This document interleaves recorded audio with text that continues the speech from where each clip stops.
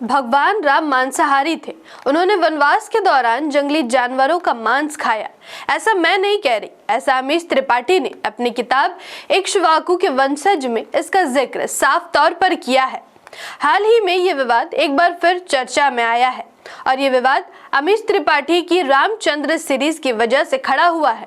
अमीश त्रिपाठी, जो स्वयं एक ब्राह्मण पृष्ठभूमि से आते हैं और भारत के बेस्ट सेलर लेखकों में गिने जाते हैं, अपनी किताब इक्ष्वाकु के वंशज में उन्होंने रामायण को एक नए कल्पनात्मक अंदाज में प्रस्तुत किया है। उनके इस किताब में कुछ ऐसे वर्णन है जिसे लेकर देश भर में बहस छिड़ गई है, क्योंकि वे पारंपरिक रामायण की मान्यताओं से अलग दिखाई देते हैं। तो आज के इस वीडियो में हम समझेंगे कि आखिर ऐसा क्या लिखा है अमीश त्रिपाठी ने जिसने पूरे देश में विवाद खड़ा कर दिया है। आइए आज के इस वीडियो में हम जानते हैं। मैं आकृति और आप देख रहे हैं MNT न्यूज नेटवर्क।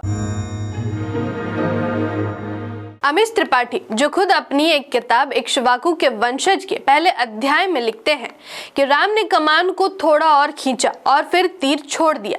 भाले की तेजी से तीर पत्तों के बीच से होता हुआ हिरण के गर्दन में जा धंसा। वह उसी क्षण खत्म हो गया।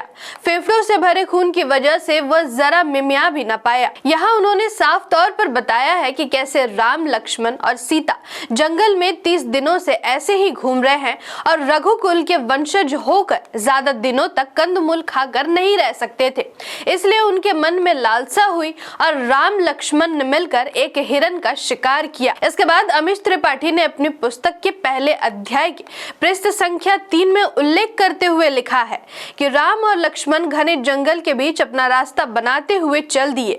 राम आगे चल रहे थे, उनके कंधे पर मजबूत लाठी का आगे का सिरा था, जबकि लक्ष्मण उनके पीछे लाठी का दूसरा सिरा कंधे पर उठाए थे। हिरण लाठी के मध्य में लटका हुआ था, उसके चारों पैर मोटी रस्सी से उस पर बंधे थे। वाह, इतने दिनों बाद बढ़िया भोजन करने को मिलेगा, लक्ष्मण ने कहा।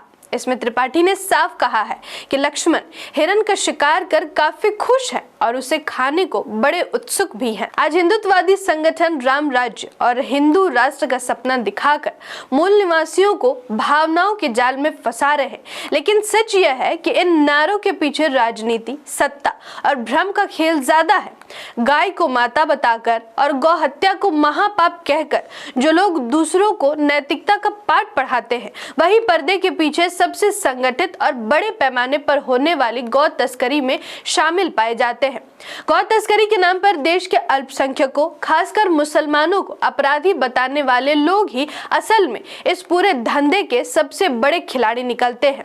बाहर से धर्म, संस्कृति और गौ सेवा की बातें, लेकिन अंदर से वही लोग रात के अंधेरे में ट्रकों में भर भर कर गौ तस्करी में पकड़े जाते हैं। आपको बता दें कि जो राजनीतिक पार्टियां गौ तस्करी को मंच पर खड़े होकर अपराध बताती है, वही पार्टियां बीफ के नाम पर चंदा प्राप्त करती हैं। रिपोर्ट्स के अनुसार बीजेपी को उन कंपनियों से चंदा मिला है जो बीफ निर्यात करती है और उससे लगभग 250 करोड़ रुपए का दान बीजेपी को मिला है। इसे लेकर भाजपा की जमकर आलोचना हुई, क्योंकि पार्टी खुले तौर पर गौमांस और बीफ के खिलाफ नैतिक और धार्मिक रुख अपनाती है। धर्म और भावनाओं की आड़ में इसे छुपाया जरूर जाता है, लेकिन रिकॉर्ड्स बता रहे हैं कि तस्करी का काला कारोबार लगातार बढ़ रहा है और इसकी सच्चाई कई ज्यादा बड़ी है जितनी बताई जाती है। और यही नहीं, भारत के लाखों मवेशी चोरी छिपे सीमाओं के पार ले जाए जाते हैं और स्लॉटर हाउस तक पहुंचा दिए जाते हैं, जहां उनका बड़े पैमाने पर व्यापार होता है। भारत अब 31.5 अरब डॉलर के निर्यात के साथ दुनिया का दूसरा सबसे बड़ा बीफ निर्यातक बन गया है। उत्तर प्रदेश, आंध्र प्रदेश, महाराष्ट्र और तेलंगाना जैसे राज्य इस कारोबार की रीढ़ बने हुए हैं, जहां से बीफ की भारी खेप दक्षिण पूर्व एशिया, मध्य पूर्व और अफ्रीका पहुंचती है। और खास बात यह है कि इसी देश में सरकार मंच पर खड़े होकर गौ पूजा का बड़ा प्रचार करती है, लेकिन अंतर्राष्ट्रीय बाजार में वही गाय और भैंस आर्थिक नीति का हिस्सा बन जाती है।